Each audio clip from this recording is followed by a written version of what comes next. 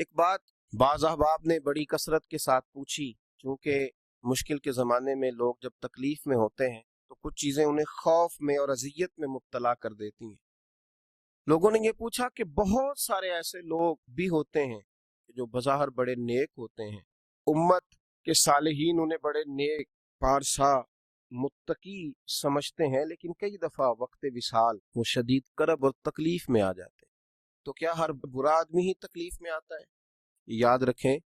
اس میں کوئی شک نہیں کہ انما الاعمال بالخواتیم، اعمال کا دار و مدار ان کے خاتمے پر ہے،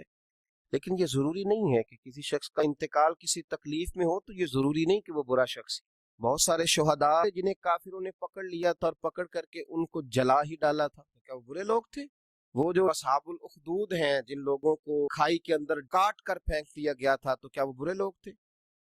جناب آسیہ کو جو بڑی سخت اذیتیں دے کے شہید کیا گیا، تو کیا وہ معاذ اللہ بری تھی؟ تو یاد رکھ لیں کہ بہت سارے لوگ ایسے ہوتے ہیں۔ کیا لوگوں کو وہ وقت بھول گیا ہے کہ جناب سیدنا امیر حمزہ رضی اللہ تعالیٰ عنہ کی آنکھیں کاٹ دی گئی تھیں،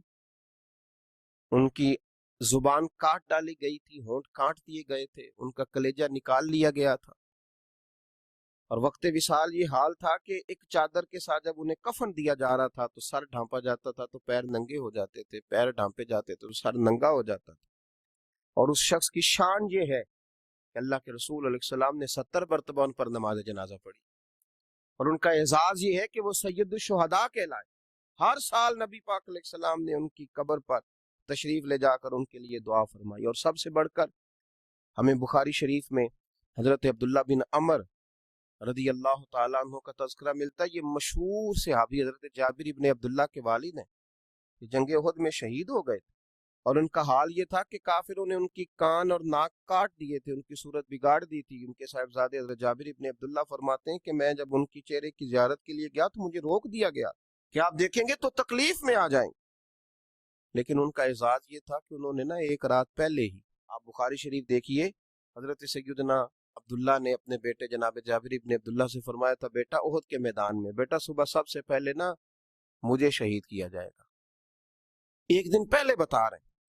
یہ شان ہے ان کے غلاموں کی، تو پھر سرکار کا عالم کیا ہے؟ مجھے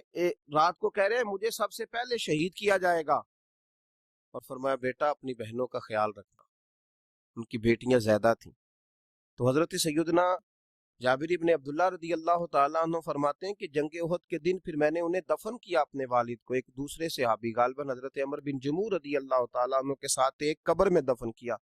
تو یہ بخاری شریف کے اندر آپ کو لفظ ملیں گے، بخاری میں فرماتے ہیں کہ ہم نے انہیں اپنے ایک اور صحابی کے ساتھ دفن کیا، تو 6 ماہ کے بعد میرا ارادہ بنا کہ میں انہیں الگ قبر میں دفن نہ کروں۔ تو جب میں نے ان کی قبر کو کھولا تو ان کا سارا وجود اسی طرح تر و تازہ تھا، اسی طرح، حالانکہ ان کی حالت چہرے کی بڑی خستہ کر دی تھی کفار نے۔ بلکہ اس طرح کی روایات بھی ملتی ہیں کہ جب کھولا گیا ان کی قبر کو تو انہوں نے اپنے زخم پر ہاتھ رکھا ہوا تھا، تو کہتے ہیں جب ان کے ہاتھ کو ہٹایا گیا تو زخم سے خون نکلنے لگا، اس طرح وجود تر و تازہ تھا۔ اور دوبارہ ہاتھ وہاں رکھ دیا گیا تو پھر اسی طریقے سے ان کا خون بند ہو گیا۔ پھر اس کے بعد مدینہ منورہ میں نہروں کی کھدائی کے وقت جناب سیدنا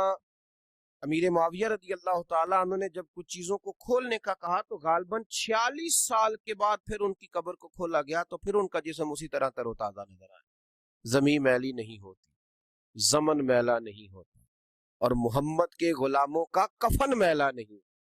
تو نبی پاک صلی اللہ تعالیٰ علیہ وسلم کے غلاموں کو اللہ اعزاز دیتا ہے کہ ظاہری طور پر